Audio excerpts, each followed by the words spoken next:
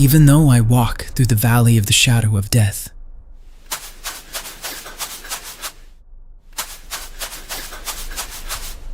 I will fear no evil,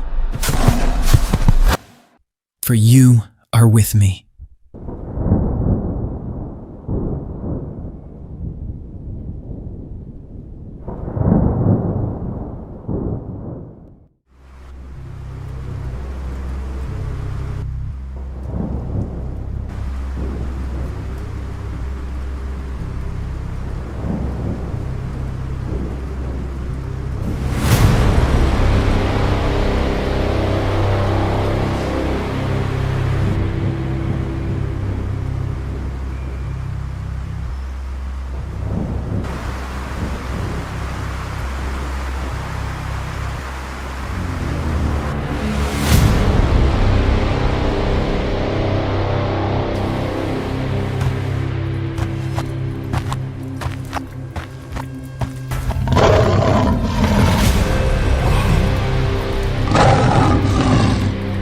Your rod and your staff, they comfort me.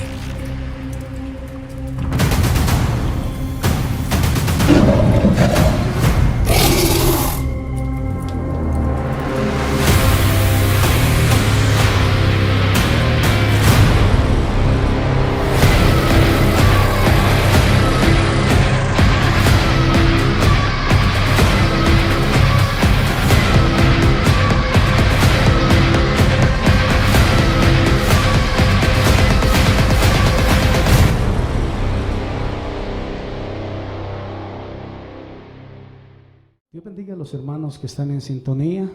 Le damos una cordial bienvenida a los hermanos a través de este precioso enlace a través de las redes de comunicación. En ese momento estamos vía Facebook en directo. Son más las personas que nos están viendo que los que están acá presentes.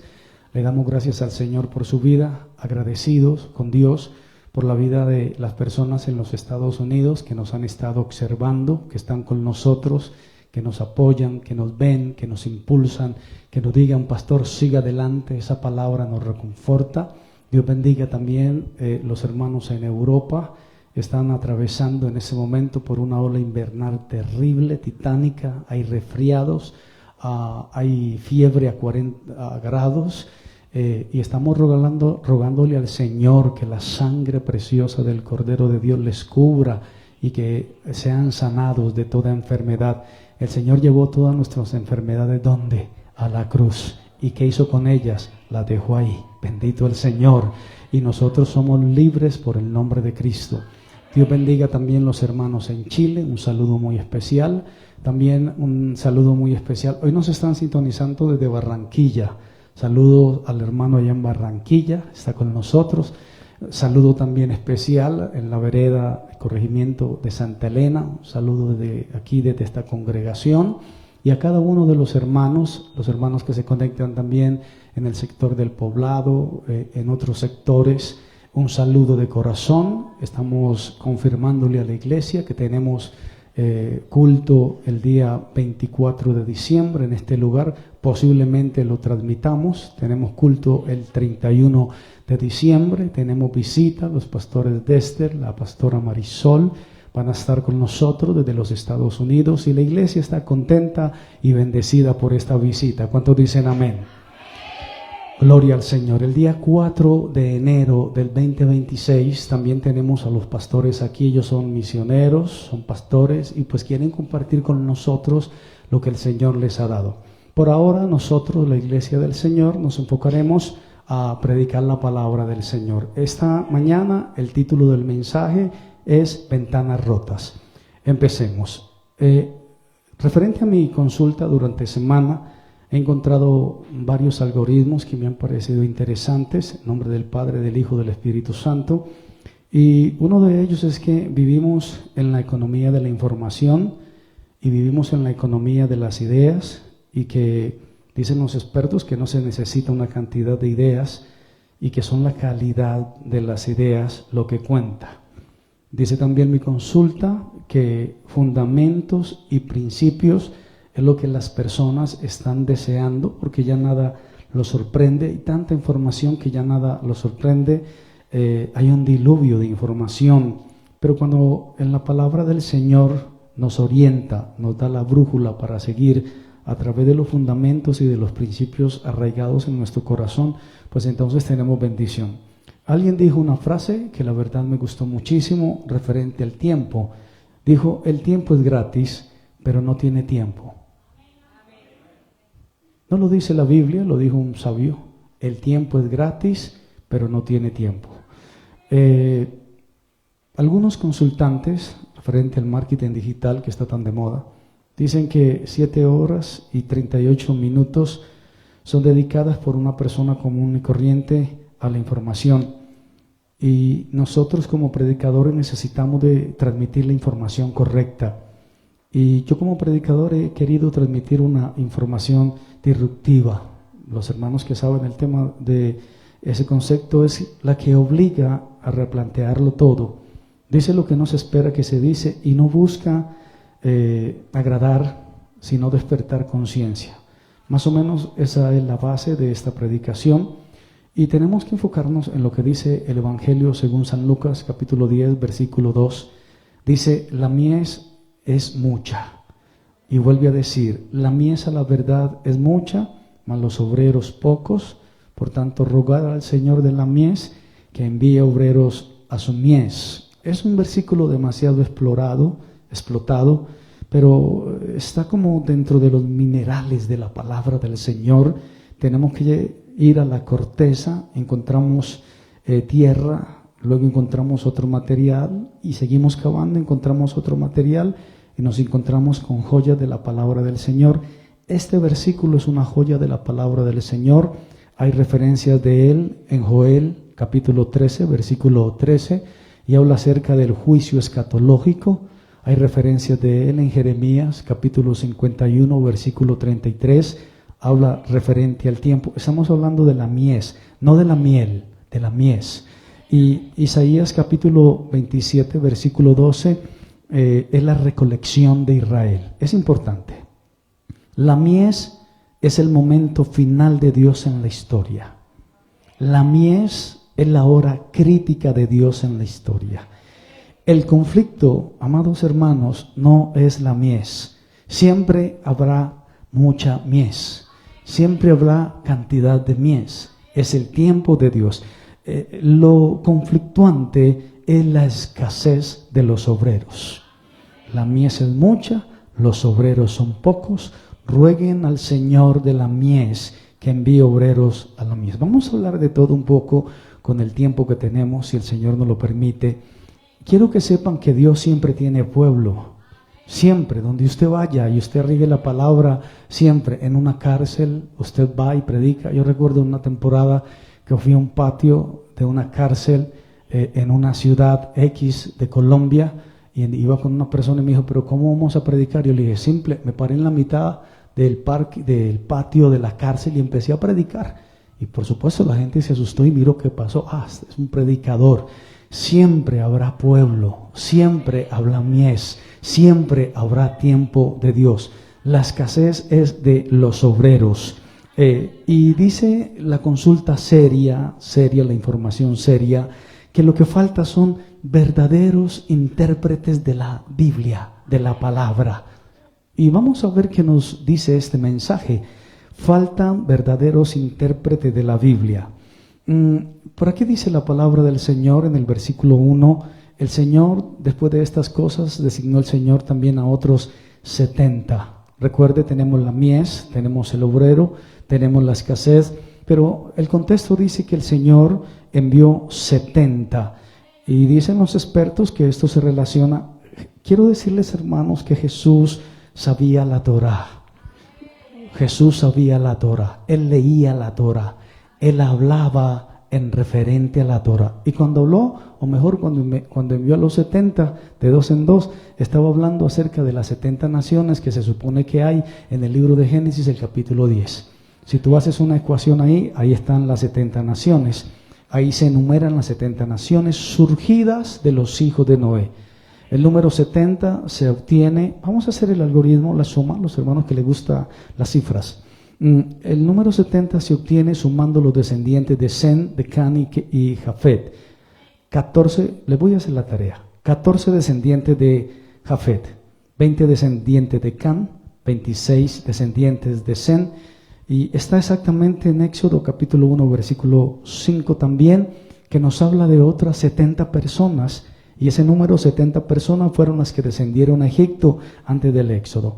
También tenemos referencia de los 70 ancianos en el libro de Números, capítulo 11, versículo 16.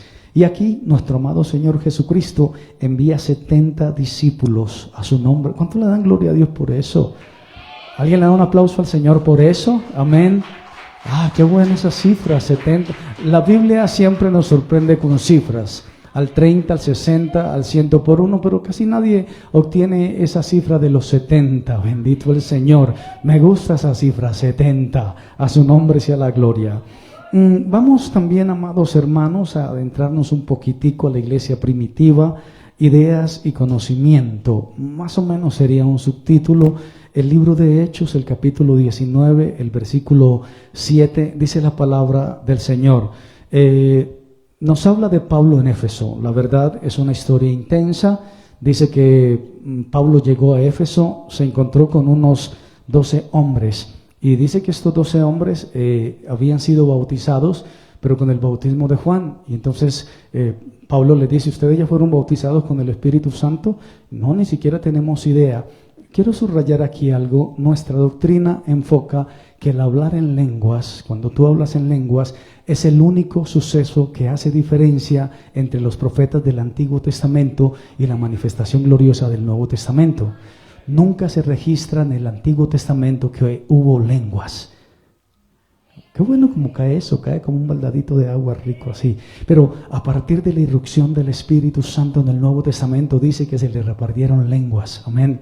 Y entonces como señal le era dado hablar en lenguas. Qué bueno el Señor. Y entonces cuando la iglesia es bautizada por el Espíritu Santo hay dos características. Uno, hay profecía y otro es el hablar en lenguas. Según el Espíritu les daba que hablasen. Pastor, ¿por qué en el libro de los Hechos entendían los pardos, los medas, los griegos? Porque era necesidad imperante que se entendía. Era un prodigio, era un milagro. Hermanos, y personas adultas intentan hablar otro idioma y les cuesta tanto. Imagínate gente del vulgo. Pedro era un pescador y de repente empezó a hablar y los árabes le entendían y los griegos le entendían. Y entonces se encuentra Pablo con estos 12 hombres, bendita la presencia del Señor.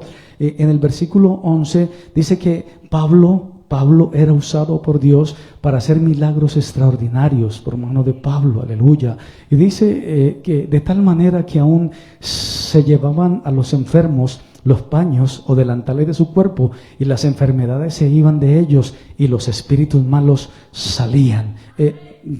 Quiero llegar al punto neurálgico, es que Éfeso era una ciudad hechizada. Efesios era una ciudad hechizada, embrujada, endemoniada. Tenían culto a la hechicería, tenían culto a la demoniología. Hay personas que adoran demonios, hay personas que invocan demonios, hay personas que hacen pactos con Satanás. Hay personas que se inclinan por las fuerzas oscuras de la maldad y tienen la costumbre de consultar brujos. En esta temporada de tanto aquelarre, en esta temporada de tantas tradiciones que cogen una maleta y se le van a dar la vuelta, bueno, eso es coloquial, el Señor reprenda al diablo. Y dice entonces que había una demoniología tremenda por allá. Versículo 13, algunos de los judíos, exorcistas ambulantes. Hay que tener cuidado con los exorcistas ambulantes. Amén. Amén. Hay que tener cuidado. La iglesia en esta temporada tiene que ser cuidadosa, celosa. Amén. Celosa. Es como en esa temporada cuando se roban los niños. Pues las mamás no sueltan a los niños. La iglesia, ¿recuerdan esa canción, La niña de tus ojos? La iglesia es la niña del Señor y la iglesia tiene que estar cuidada. La iglesia tiene que estar cuidado con lo que escuchas. Bendito el Señor. ¿Recuerdan a Eva, la mamá de ustedes? ¿Recuerda por qué fue hechizada y embrujada? ¿Por qué? Comer fue lo último. Escuchó. escuchó y escuchó. Hay que ser cuidadosos con lo que escuchan. A la gente le sirve todo. Y vuelvo a decirles, hay una cantidad de información que está, lo que usted quiera lo encuentra a través de los medios de comunicación, de las plataformas digitales, la IA. Bueno, hemos hablado muchas veces de eso, pero no es el punto. Pero hay que tener cuidado. La iglesia tiene que ser cuidadosa. ¿Cuántos dicen amén? Y entonces dice que había 7 hijos de un tal Exeba, judío, jefe de los sacerdotes, que hacía esto. Respondiendo el espíritu malo dijo: a Jesús conozco y sé quién es Pablo, pero vosotros quiénes son. Y entonces dice: el hombre en quien estaba el espíritu malo, saltando sobre ellos, los dominó, pudo más que ellos, de manera que huyeron de aquella casa desnudos y heridos. El versículo 19 da fuerza a lo que estoy diciendo y dice: asimismo, muchos de los que habían practicado la magia negra trajeron libros y los quemaron delante de todos. ¿Cuántos dicen amén? Más o menos con este panorama se encuentra Pablo. Pero Pablo empieza a decir exactamente en la carta que envía directamente a esta región de Efesios. ¿Cuántos han leído Efesios últimamente? Efesios capítulo 6, la última parte, empieza a decir Pablo: con oración y súplicas en todo momento en el Espíritu. Y Pablo empieza a decirle a la iglesia en Éfeso que empiecen a orar por él. Dice: oren por mí. Lo dice el versículo 19, oren por mí. Qué bueno eso.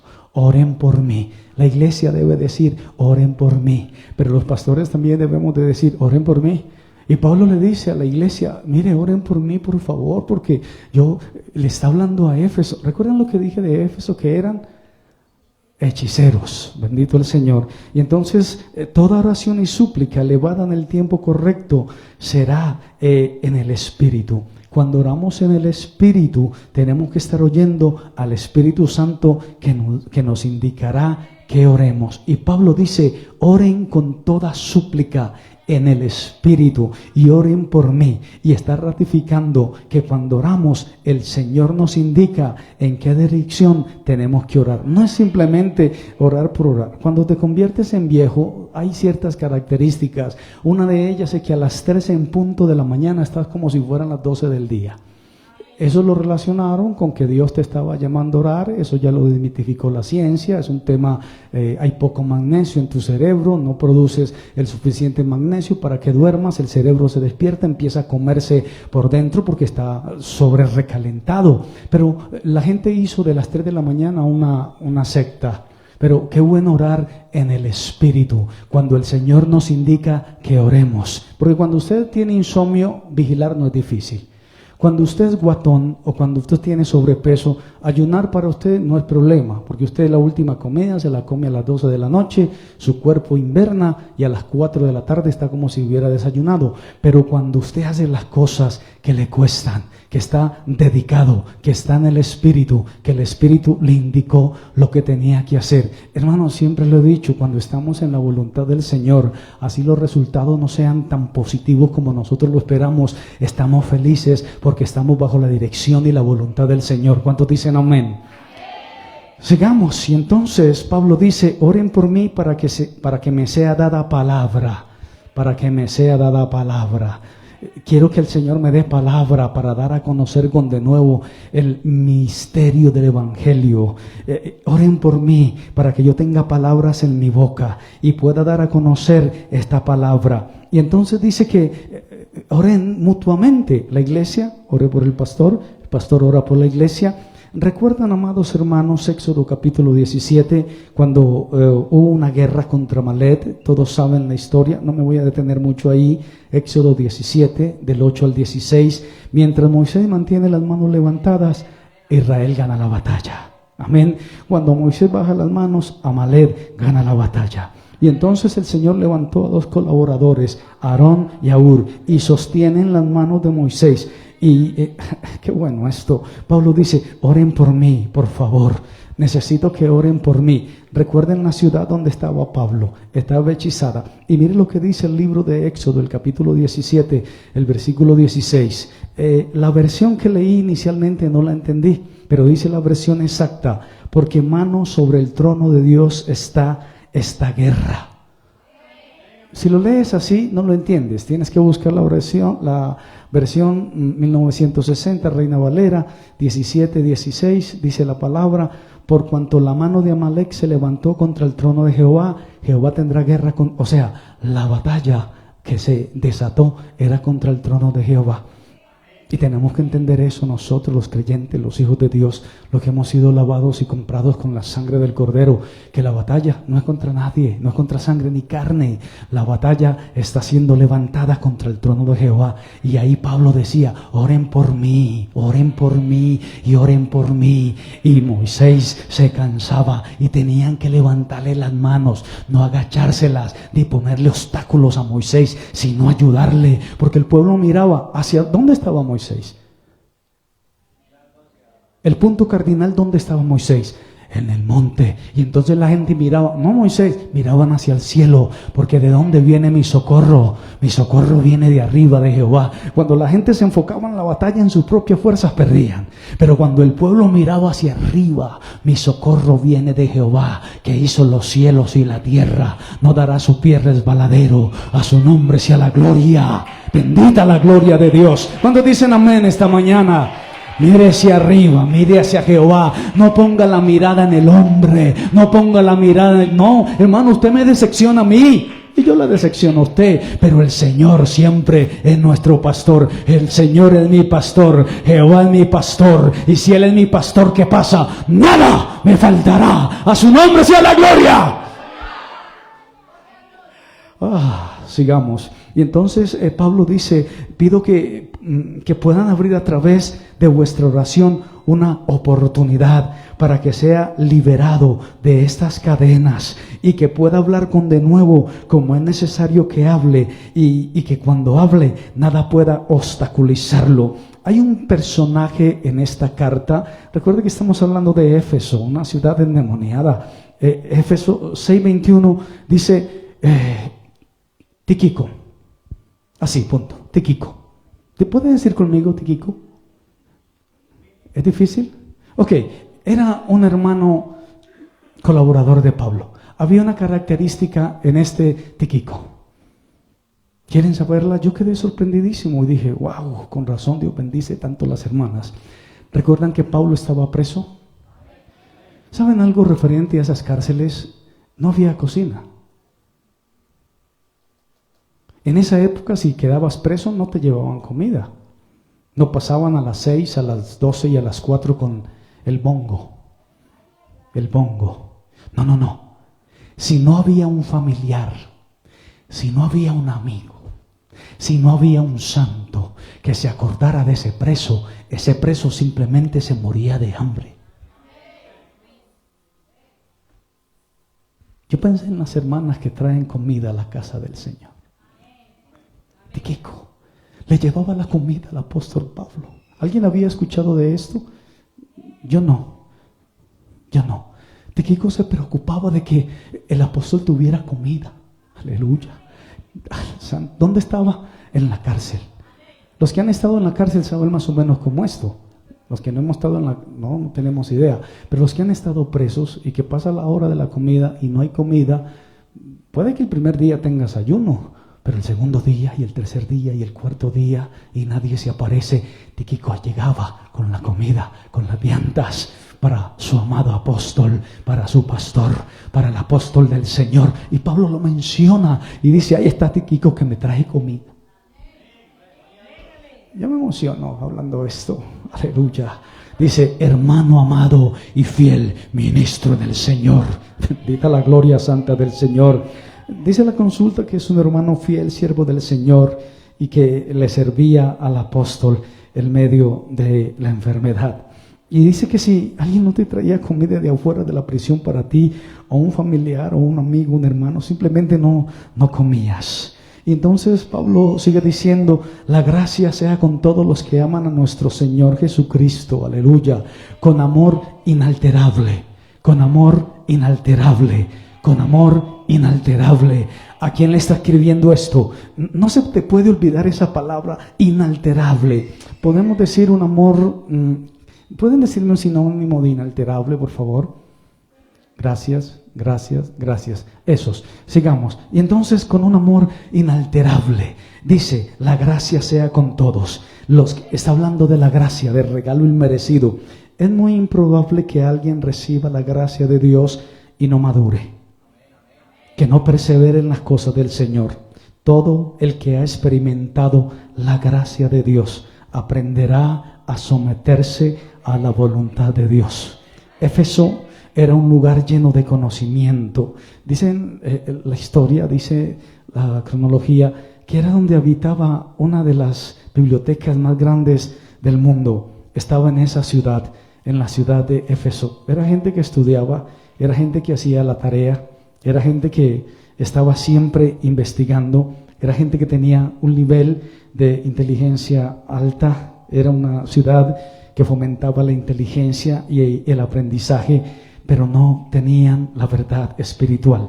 Y dice mi consulta, la palabra del Señor, Hechos 19:28, cuando oyeron estas cosas, se llenaron de ira y gritaron diciendo, grande es Diana de los Efesios. Y dice que empezaron a gritar y a gritar y a gritar.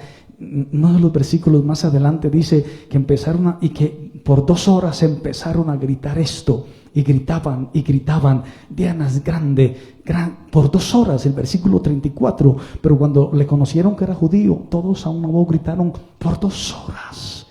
Imagínate una ciudad entera gritando referente a una demoniología, 2 horas. Eso nos da una cachetada a los evangélicos nerviosos de esta temporada. Dicen, uy, porque la gente gritaba endemoniada, llena de un frenesí. Y cuando la iglesia del Señor viene a adorar al Señor, tiene que dejar los nervios. Tiene que hacerlo con nervios de acero. Tiene que hacerlo para la gloria del Rey. Viene el Rey, salid a recibirlo. A su nombre la gloria. ¿Cuántos dicen amén?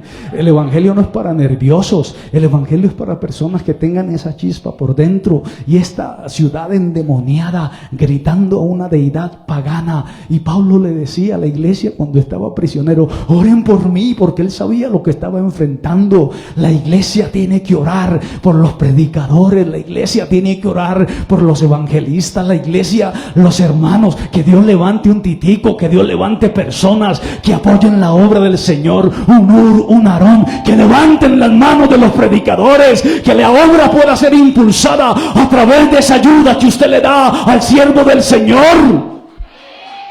Perdóname que me ponga muy pentecostés de la cabeza a los pies, pero estas verdades hay que decirlas con fuerza. A su nombre sea toda la gloria. Y entonces dice que casi por 2 horas eran gritando y gritando, enardecidos, alabando a esa deidad. Primera de Corintios capítulo 15 versículo 31 nos dice, os aseguro hermanos por la gloria que de vosotros tengo en nuestro Señor Jesucristo, que cada día muero, y si como hombre batallé en Éfeso como contra fieras. Amén, amén. Esa es la batalla espiritual, iglesia. En esta temporada de tanta algarabía estamos batallando como contra fieras y hay que permanecer firmes en la roca. Amén. Hay que estar dando la pelea. La gente llega un poquitico enajenada del humo de la pólvora, de los chorrillos. Bueno, en la época mía eran los chorrillos. Los prendían con un cigarrillito. Ahí la mayoría de vecinos y familiares aprendieron a fumar prendiendo chorrillos. Y era maravilloso. Y lo más peligroso eran las papeletas chiquiticas, cuadraditas. Y le decían a usted, sóplele para que le ponga la mechita. A más de uno nos estalló en los dedos. Gracias al Señor no perdimos una de las extremidades por ociosos y por necios. Bendito el nombre del Señor. ¿Cuánto le dan gloria al Señor? Y entonces dice, fieras, contra fieras. ¿Cómo ve usted el mundo? El mundo no es esos gaticos angora maravillosos de 5 millones de pesos que hay que inhalarlos porque se asfixian. Y hay que hospitalizarlos porque el gato se enfermó, hay que pagarle hospitalización, 3 días de hospitalización, y uno pregunta cómo va el paciente. Aleluya. Y entonces, ¿y cómo está ese gato? Hermano, ay, nos tocó ¿cómo se llama?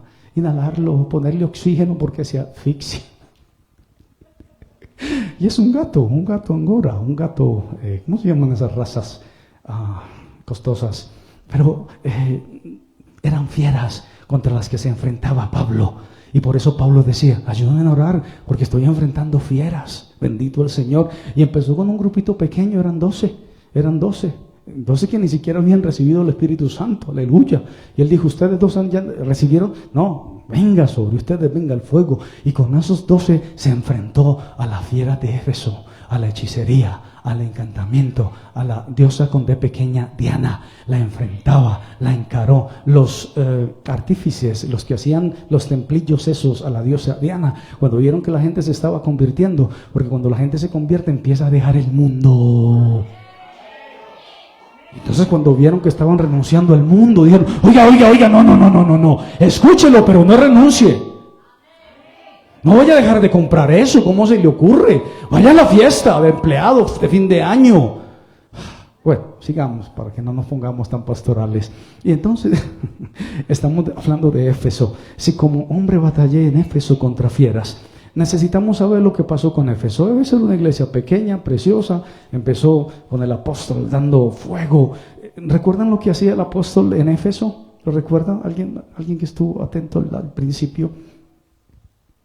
Sí. Esto es mímica. Sí. Sí. Es para las redes. Ajá. ¿Qué hizo Pablo en Éfeso? A la una. Uy, esta iglesia está brillante. ¿Perdón?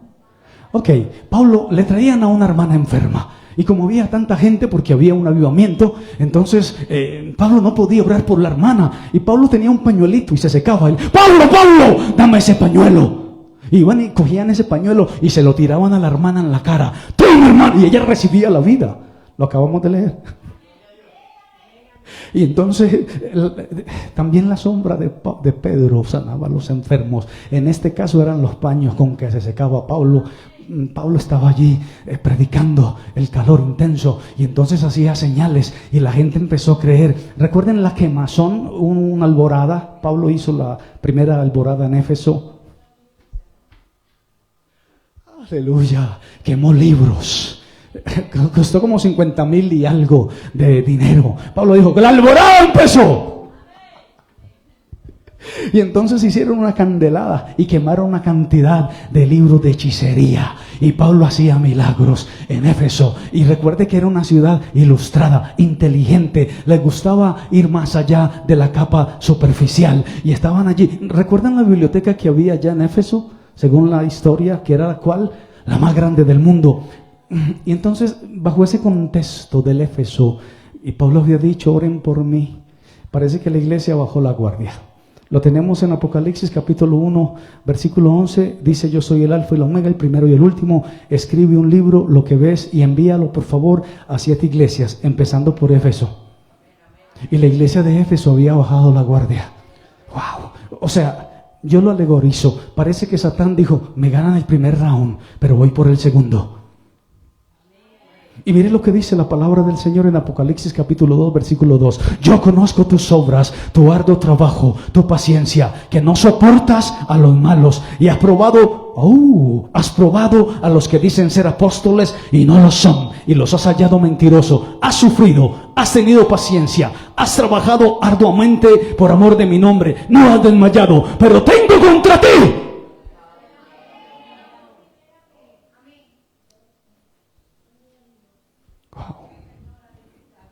Trágico, qué grotesco, qué dantesco.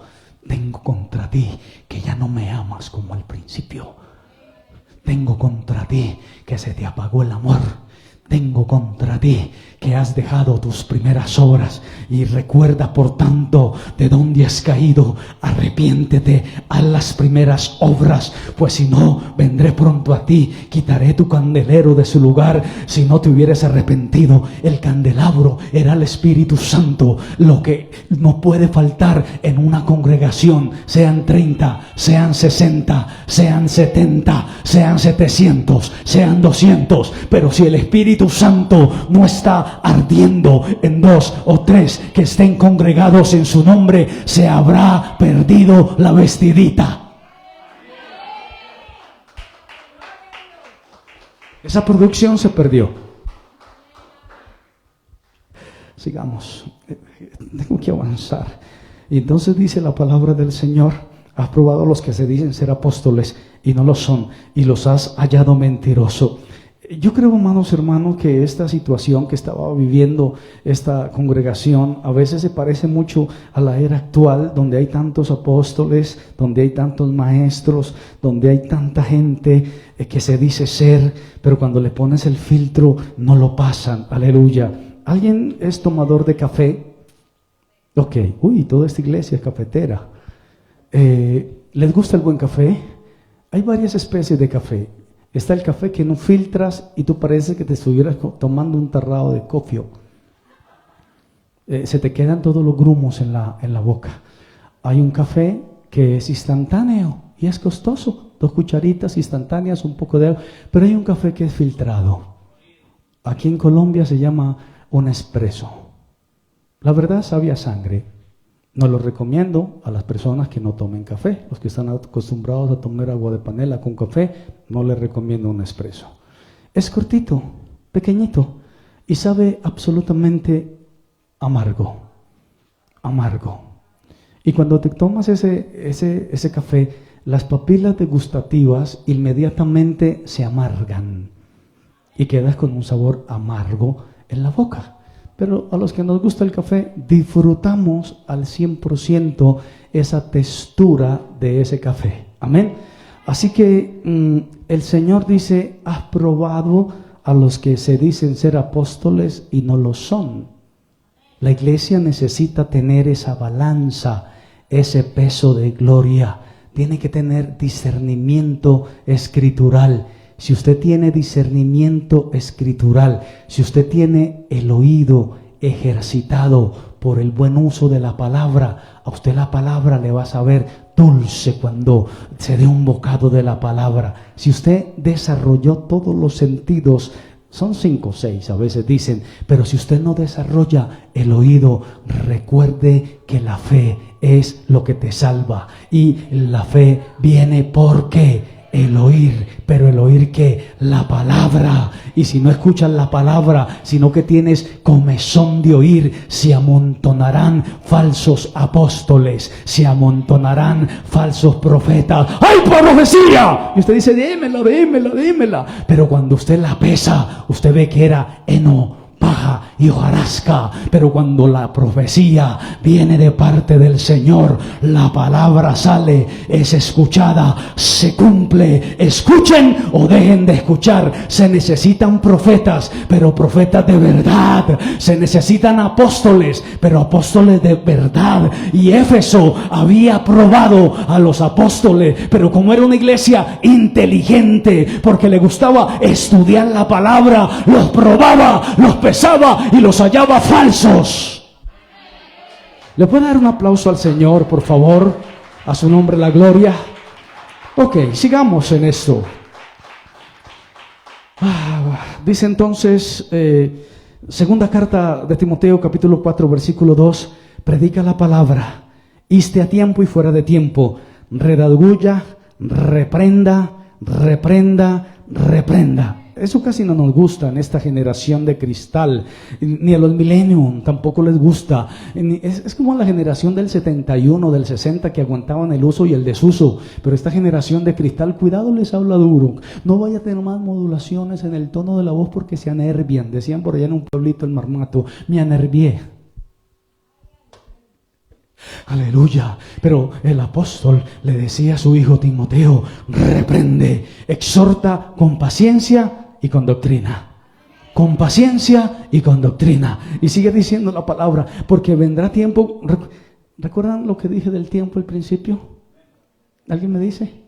El tiempo es gratis, pero no tiene tiempo. Sigamos.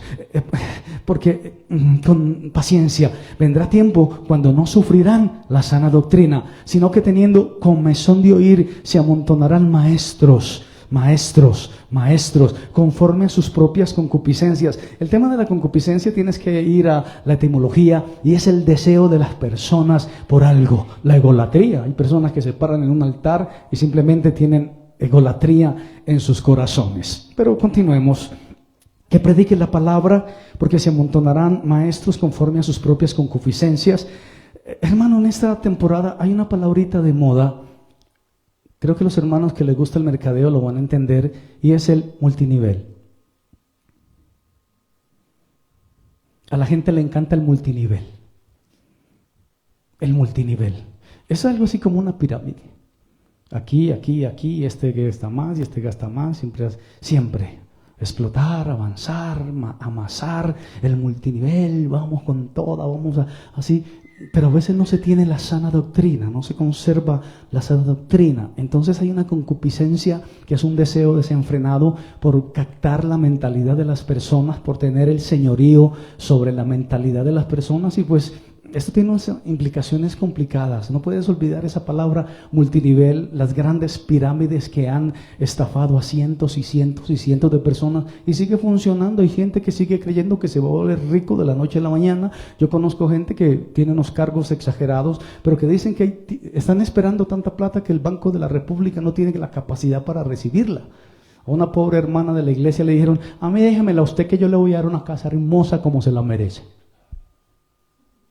La hermana no me había contado, y yo dije: no, hermana, por favor, no crean esas tonterías. Bendito el Señor. Y la gente está siempre especulando de las grandes riquezas por el multinivel, el trading y las cosas fáciles. Invierta esto, invierta aquello, y ponga esto, y le dan esto. Y la gente le dice: ¿cuánto tengo que consignar? 100,000, para que le devuelvan 300,000. Mándeme el numerito. Y todo el mundo se entusiasma con eso. Multinivel. Pero se amontonarán maestros conforme a sus concupiscencias, conforme a los deseos de su corazón. Y bueno, continuamos porque viene un poco más pesado el tema. Tengo unos minuticos todavía. Ese deseo intenso de escuchar lo que le agrada al oído. Pero hermano, es que a quien no le gusta que le diga que Dios le va a ayudar. Dígame, ¿a quién no le dice que alguien le diga a uno: mire, tengo una palabra que Dios me habló, siento decirle algo que Dios me dijo? Hermano, uno ahí mismo que tira y dice: aquí está tu siervo, habla. He aquí el siervo del Señor, háblame, que se haga conmigo según tu voluntad. Sigamos, por favor. Y entonces, lo que agrada al oído, complacer los deseos religiosos de la gente. Y Pablo habla de abundancia de maestros enredadores. Pero extrañamente, aunque Pablo y Pedro no se encontraban en algunos puntos, ¿por qué? No sé, no tengo idea, no me he dado la tarea de estudiar eso. Se encontraron en este punto. Segunda de Pedro capítulo 2, versículo 1 al 3 dice: pero hubo también falsos profetas entre el pueblo, como, ¿recuerdan un falso profeta del Antiguo Testamento? Célebre, extraordinario, un hombre a la altura de Moisés. ¿Quién era? ¿Quién era? Que habló con un rumiante. ¿Quién? Balaam. Habló con una burra. Uno le dijo: oye, ¿que por qué me pega? Burra. Le dijo: ¿cómo así? ¿Por qué me está pegando usted a mí? No es que veo el ángel de Jehová al frente. Falsos profetas. Y ese rey de Amalek le dijo: maldígame al pueblo del Señor. Y él dijo: ¿cómo se le ocurre que voy a maldecir al pueblo del Señor si Dios lo bendijo? Yo no puedo maldecir lo que Dios ha bendecido. No se preocupe cuando usted la maldiga, ni cuando se viene la peste y viene la plaga. Diga: si Dios me bendijo, ¿qué me va a maldecir usted aparecido? El único que maldice es el Señor. Nosotros no tenemos esa capacidad de maldecir. No. El Señor bendice. El Señor fue a bendecir, a restaurar a las ovejas perdidas. Primero de la casa de Israel. Luego le hizo un par de milagros a los samaritanos, que eran primos de los judíos. Y luego entonces levantó 70, lo mandó de 2 en 2. Y luego se inventó un perseguidor, un aborrecedor. Y le dijo: a ti te enviaré a que prediques a los gentiles. Sigamos. Yo creo que todos los que saben la Biblia, no tengo que utilizar nombres, ustedes saben de quién hablo. Sigamos. Y entonces dice: introducirán encubiertamente herejías destructoras, negarán al Señor que los rescató, atrayendo sobre sí mismos destrucción repentina. Muchos seguirán sus caminos, por los cuales el camino de la verdad será blasfemado.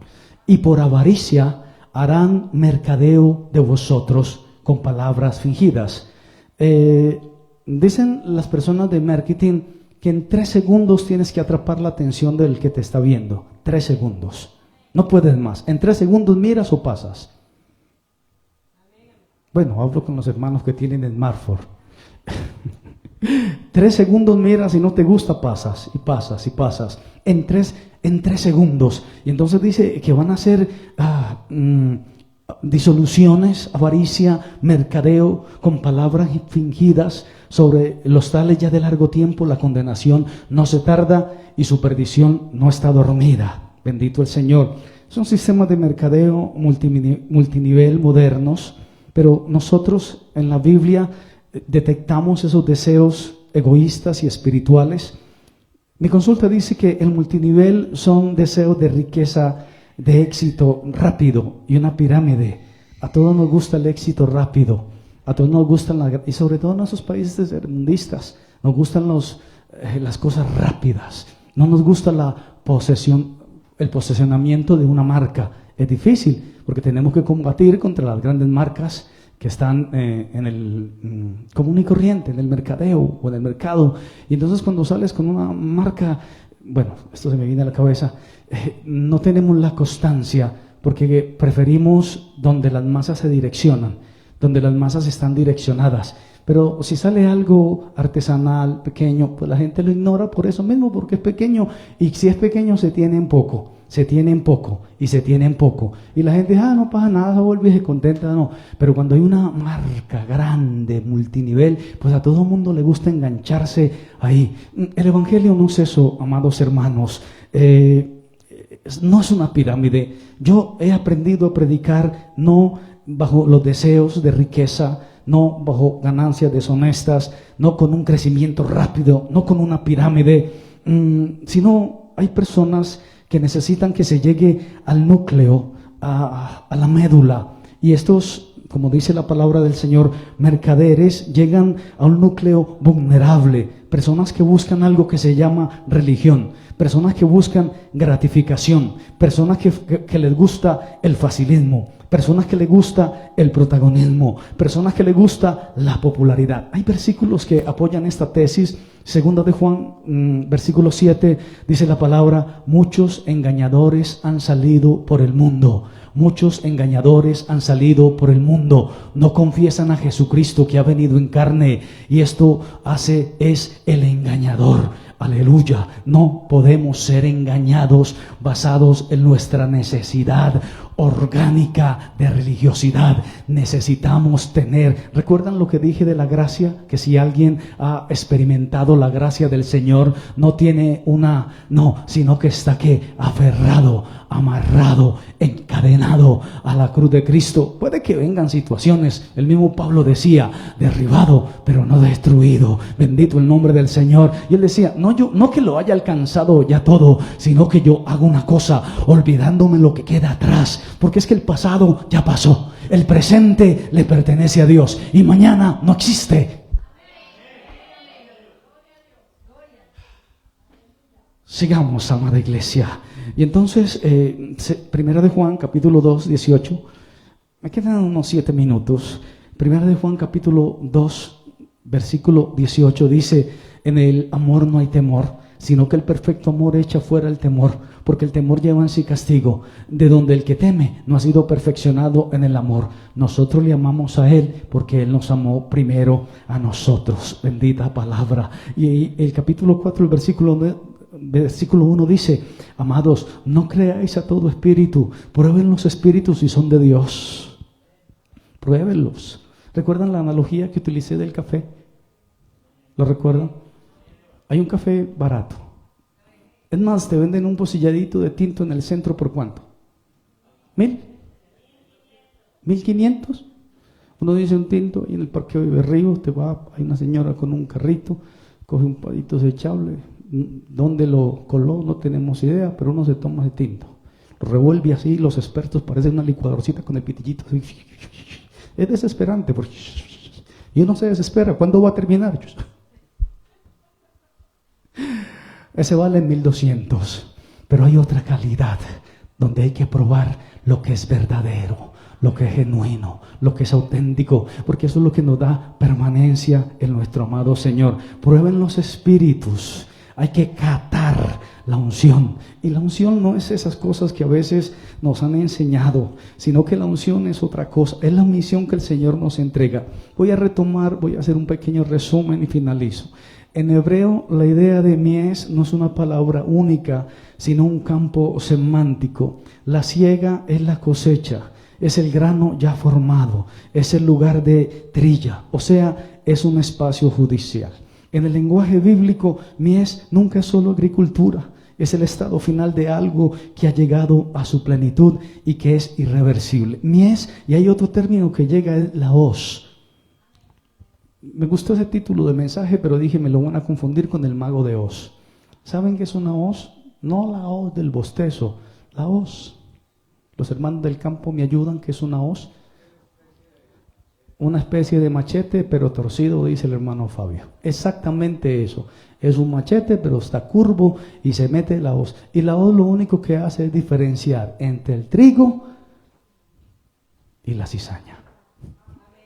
Aleluya. O sea, primero el Señor dice, la mies es mucha, faltan obreros, porque Él va a meter la hoz. ¿Para separar qué? El trigo y la cizaña. Bendito el Señor.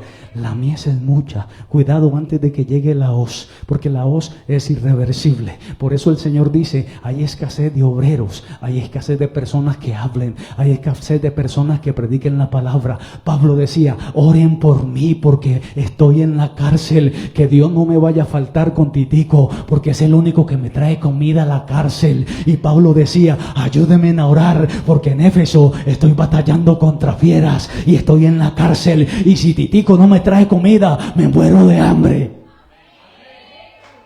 Un aplauso al Señor. A su nombre la gloria. A su nombre la gloria. Los obreros son pocos.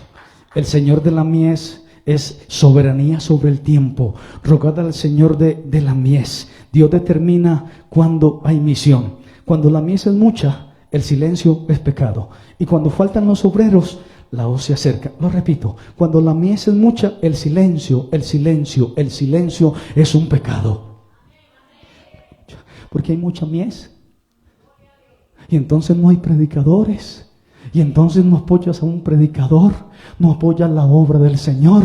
Y entonces ese silencio se convierte. Quiero que esto quede muy claro porque voy a contar una historia. Cuando la mies es mucha, el silencio es pecado. Ojalá lo anotes por ahí. Cuando la mies es mucha, el silencio es pecado. Por ahí había una canción, Sonidos del Silencio. Todos la escucharon. Pero cuando la gente se calla y no apoya al pastor, no apoya a la congregación, no apoya la obra del Señor, entonces es un pecado grave, porque viene la hoz del juicio, el juicio de Dios. Y usted estuvo callado. Esa sangre Dios se la va a cobrar a usted, porque usted es responsable de predicarle a esas personas. Hay una palabra del estado del arte que es la red de apoyo, la red de las personas que tiene usted a su lado, que tiene que evangelizar, que tiene que hablarles, que tiene que inspirarlos. ¿Recuerdan la fiesta que hizo el Señor de la fiesta? ¿Recuerdan?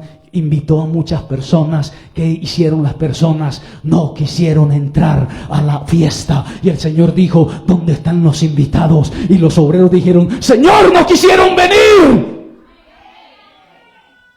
¿Y saben qué dijo el Señor? Vayan por las calles, traigan a todos esos ciegos, a todos los cojos, a todos los pobres, a todos los nerviosos, a todos los que no tienen que comer, y fórcenlos a entrar a la casa. Y le decían, Señor, todavía hay espacio, pues traigan más, llenen más la casa, porque la mies es mucha. Antes de que llegue la hoz, antes de que llegue el juicio, antes de que llegue el momento donde no hay oportunidad para el arrepentimiento, donde usted ya no tenga fuerzas ni para... Aleluya. ¿Tiene fuerzas? ¿Tiene fuerzas? El Señor le da fuerzas. Hable la palabra. Predique a tiempo y fuera de tiempo. Finalizo con esta historia. La mies no comienza en el campo. La mies no comienza en el campo. ¿Sabe dónde comienza la mies? ¿Alguien lo sabe? ¿Dónde? ¿En las bodegas? ¿Dónde más? En la mirada. Levanten los ojos y miren la mies. La mies es mucha.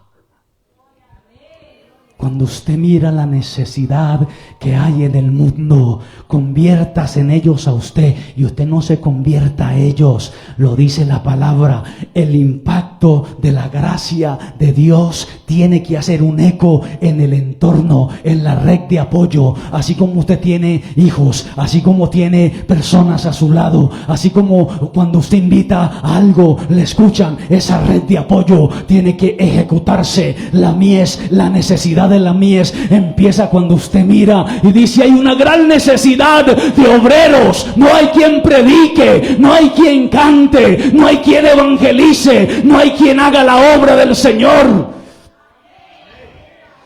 En 1969 el psicólogo de Stanford, Philip Zimbardo, hizo un experimento social. Dejó 2 automóviles, póngale la marca que usted quiere en la calle, misma marca. Uno en una zona rica de la ciudad, otro en la calle del Bronx, Nueva York. En aquella época, una zona de alta peligrosidad. Ambos estaban sin matrícula y con el capó abierto. El objetivo de este ejercicio social de Zimbardo quería comprender si las condiciones del barrio influían en el comportamiento más que el carácter individual. El experimento de tan solo $1,300, que se convirtió en uno de los más importantes en la historia de la psicología y por supuesto la criminología. 2 autos idénticos, capó abierto, diferente escenario, uno cerca del Bronx, otro cerca de una universidad de Stanford. El auto del Bronx solo duró 10 minutos. Punto. 10 minutos. Los primeros en acercarse no eran vándalos, decía el experimento social. No eran criminales, ni siquiera eran adolescentes, sino una familia que era padre, la madre y el hijo, y empezaron en un trabajo en equipo juntos. Retiraron la batería, retiraron el radiador. 24 horas más adelante, dice el reporte, 23 incidentes de robo o vandalismo. Desaparecieron neumáticos, desaparecieron espejos. El chasis quedó completamente desmantelado. Nadie llamó a la policía. En el otro sector, recuerda que eran 2 autos.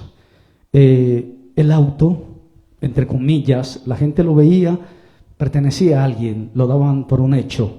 El auto permaneció intacto durante más de una semana. La gente pasaba a su lado. Algunos educados, solidarios, fueron y cerraron el capó cuando empezó a llover. Incluso un hombre empezó a desviar a otros para que no hubiera un accidente. Pero este psicólogo estaba desconcertado. Zimbardo estaba asombrado porque después de 7 días no pasaba nada allá cerca de Stanford. Entonces él decidió forzar la situación. Él mismo tomó un martillo y fue a golpear el auto. Empezó a golpearlo. Amados hermanos, dice mi consulta que la reacción fue inmediata. En cuestión de horas, los extraños se unieron. Iba un hombre con una corbata de seda, con un buen traje, se quitó la chaqueta y rompió las luces. Al anochecer, el auto estaba volcado. Por la mañana estaba desarmado. El orden se había derrumbado. Cuando las personas, según este experimento social, ven una señal que digan, las reglas ya no importan. Cuando el comportamiento de los demás nos autoriza a hacer lo mismo en la prueba social que se hizo, empieza a retomar la teoría de las ventanas rotas. Finalizo mi prédica con esto. Cuando ya somos inconsecuentes, cuando ya toleramos la pérdida de la salvación en las personas, cuando ya se nos hace normativa que las personas se pierdan, cuando ya vemos sin dolor los indigentes del río que están a la ribera del río Medellín, cuando ya no sentimos amor por los perdidos, cuando incluso familiares están perdidos en la droga, en el alcoholismo, cuando están alejados de Dios, cuando se normalizó que las personas no vengan a la casa del Señor, cuando se normalizó que no haya sacrificio de alabanza, cuando se normalizó que cesen las lágrimas del ofrendante, entonces hay ventanas rotas. El Señor les bendiga. En el nombre del Padre, del Hijo y del Espíritu Santo. Amén.